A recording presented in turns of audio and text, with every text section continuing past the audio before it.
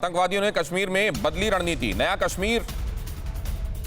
नए कश्मीर को आतंकियों ने निशाना बनाया। सुरक्षा बलों से आमना सामना नहीं करना चाहते आतंकी, नए अनजान लड़कों के जरिए कर रहे हैं टारगेट किलिंग। सुरक्षा बलों के पास नए आतंकियों की लिस्ट नहीं है। नए आतंकियों को इस तरीके से तैयार किया जा रहा है कि एक पहले अगर कोई रिक्रूट किया जाता था तो उसके बारे में ऐलान किया जाता था, अब रिक्रूट किया जा रहा है तो उसको चुपचाप रिक्रूट किया जा रहा है। दूसरे, ये कोशिश की जा रही है कि वो ऐसा आदमी हो जो इस तरह की वारदातों को अंजाम दे और फिर अपनी रोज बरोज की लाइफ को व्यतीत करते हुए उन आम लोगों में ऐसे खो जाए कि उसकी अलग से पहचान न की जा सके। हामिद, एक बात, आप जो अमन जिसको नाम देते हैं, जिसको आजादी नाम देते हैं आपके प्रधानमंत्री, अमन के छींटे यहां भी बहुत पड़ते हैं। मैं अब 2 मिनट देंगे मुझे आप? हाँ कहिए। Thank you very much Ganesh. इस सारी सूरत हाल के 2 बहुत इंपॉर्टेंट एस्पेक्ट हैं। एक एस्पेक्ट ये है कि वो जो मोदी जी ने 370 और 35A को खत्म करके कहा कि जी कश्मीर में अमन आ गया है, तो मैंने उस वक्त भी कहा, मैंने 6 माह पहले भी कहा, मैंने महीना पहले भी कहा कि ये एक खामोश आतिशफिशां है। कश्मीरी जो है वो अपनी आज़ादी से कम पर कंप्रोमाइज नहीं करेंगे। ये आप समझ नहीं रहे हैं। आप अगर समझते हैं कि लाखों लोगों को जाली डोमिसाइल देकर आप वहां हिंदू आबाद करके डेमोग्राफिकली चेंज कर लेंगे, तो कश्मीरी ये नहीं होने देंगे। आपको ये समझना पड़ेगा कि कश्मीरी अपनी फ्रीडम की फाइट लड़ रहे हैं और रॉ के जो वहां एजेंट है इस तरह की अकलियतों को मारकर, इस तरह की जो बेगुनाह खवातीन हैं, चाहे वो सिख हों या हिंदू हों, बेगुनाह औरतों को मारकर वो कश्मीर की जो फ्रीडम फाइटिंग मूवमेंट है उस पर असरअंदाज होना चाहते हैं, तो they will not be successful.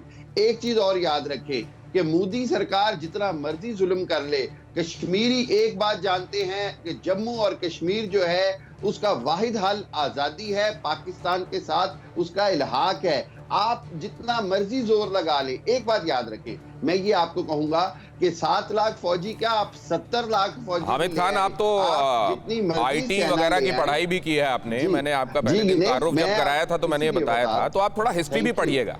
ये जो डेमोग्राफिक, एक सेकंड सुनिए, ये जो डेमोग्राफिक चेंज की बात आप कर रहे हैं, थोड़ा पता कीजिएगा वहां डेमोग्राफी क्या थी, फिर किस तरीके से बदली। और आज आप कह रहे हैं ना जितना मर्जी जोर लगा लें, आप ना हिंदुस्तानी के जोर को थोड़ा सा आप लगता है अभी आप देख चुके हैं पहले अभिनंदन के जरिए, लेकिन आप नहीं। एक सेकंड, मैं जरा ताहिर सईद से ये पूछ लूं कि आप जो कह रहे हैं उससे सहमत है ताहिर सईद? दिनेश, 1 मिनट, एक सेकंड हामिद भाई प्लीज, आ रहा हूं आपके पास। ताहिर सईद ठीक कह रहे हैं ये हामिद भाई? दिनेश जी, आप पीपल्स डेमोक्रेटिक पार्टी के प्रवक्ता से बात कर रहे हैं और पीपल्स डेमोक्रेटिक पार्टी जो जमात जो है, हम जम्मू कश्मीर का भारत से इल्हाक के हामी हैं और हम ये कहते हैं कि जम्मू कश्मीर को भारत के आईन के अंदर जो भी कॉन्स्टिट्यूशनल गारंटीज थी वो सब गारंटीज इसको वापस मिलनी चाहिए। आप दोबारा सुन लीजिएगा बात कि भारत के आप कह रहे हैं हामिद से गारंटीज हमें मिली थी वो हमको वापस मिलनी चाहिए। अब हामिद साहब क्या कहते हैं, उनका क्या नजरिया है, वो पाकिस्तान से है, वो अपनी बात को रखेंगे, लेकिन मैं अपनी तरफ से ये आपको कह रहा हूं कि हम किस चीज़ पे बिलीव करते हैं। हम कहते हैं कि कश्मीर का जो मसला है वो मसला जो है डायलॉग के जरिए हल होना चाहिए और हमारा जो उसमें स्टैंड है, हमारा उसमें ये स्टैंड रहेगा कि हम भारत के साथ इल्हाक पीडीपी की आपकी जो मुखिया है। अच्छा ठीक है ताहिर भाई, आप कह रहे हैं स्टेटमेंट आपने कहीं नहीं सुने। एक ट्वीट पढ़िएगा आप, एक सेकंड, एक ट्वीट पढ़िएगा। महबूबा मुफ्ती ने वो ट्वीट किया है जिसमें उन्होंने ये कहा है कि यहाँ की मेजॉरिटी के खिलाफ सरकार का एटीट्यूड दिखाई देता है। मेजॉरिटी के खिलाफ सरकार का एटीट्यूड और डिसरिस्पेक्ट है। एक सेकंड, वहां पर मेजॉरिटी को लेकर बातें, बाकी जगहों पर खालिस्तान और पाकिस्तान की बात करके माइनॉरिटी कार्ड खेलने का, सूटेबिलिटी के हिसाब से कब कहां क्या करना है वो कर देना, और उसके बीच में देखिए हकीकत क्या है। जिसके यहां आदमी मरा है ना, वो आपको जिम्मेदार ठहराता है। इस पर अभी तक आपने कुछ नहीं कहा है। इस पर जरा सोचकर बताइएगा मुझे। लेकिन पहले ये सुन लीजिए, एक सेकंड ताहिर सईद ये सुन लीजिए। मैं आ रहा हूं, आप ही के पास आ रहा हूं, वादा कर रहा हूं, मैं आप ही के पास आ रहा हूं, ये सुन लीजिए पहले। महबूबा मुफ्ती कल बोल रही है, क्या क्या वो बयान देती है, उसको कंडेम क्यों नहीं करते हैं? जम्मू एंड कश्मीर की सीएम रही है, तो उन्हें बात करने का तरीका कोई सिखाएगा कि बात कैसे करते हैं? ये सिर्फ कश्मीर ही है उनके लिए, कश्मीर जम्मू वाले कुछ नहीं है। मैडम आप पहले टीचिंग लो या किसी से सीखो कि बात किस ढंग से करते हैं। आप कुछ भी बोल देते हो और लोगों की जानें चले जाती हैं आपकी वजह से। पाकिस्तान आपका ज़्यादा सगा है तो उसको सगा बना के रखो। मैं तो ये भी सजेस्ट करूँगा कि आप पाकिस्तान जा सकते हो। महबूबा मुफ्ती कल बोल रही है। बोलिए ताहिर भाई। जी देखिए, इंडिया में एक बड़ी चीज बड़ी जो है कि वो गोदी मीडिया है। किसी के सामने ये जिसके घर का आदमी मर गया सकता है, ये जिसके घर का आदमी मर गया, ये जिसके घर का आदमी मर गया, आपको कुछ लगता है ये कहते हुए? जब आपके पास जवाब नहीं आता तो आप इस सब का सहारा लेने लगते हैं। जवाब दूंगा आपको। ताहिर सईद ये जो कहा इसने, इसका जवाब दीजिए। मेरी बात सुन लीजिए। हमने कुछ दिन पहले मेरी बात सुन लीजिए। हमने कुछ दिन पहले देखा उत्तर प्रदेश में एक जर्नलिस्ट की डेथ हुई। जब MOS होम के बेटे ने गाड़ी चलाई, उसमें उसकी डेथ हो गई।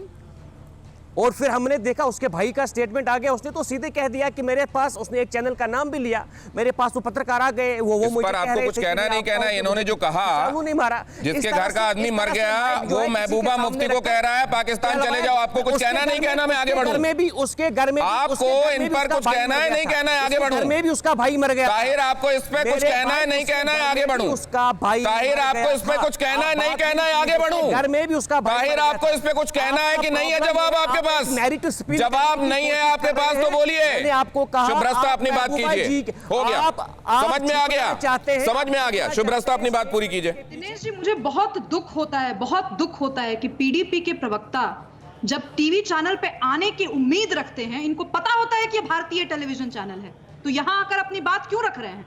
आप जाइए ना। मैं तो पाकिस्तानी पत्रकार जो बैठे मैं उनको कहती हूँ ले जाइए, इनसे अपनी बात पाकिस्तान में करवाइए। मैं भी देखती हूँ कितने कश्मीरी इनके साथ खड़े होते हैं।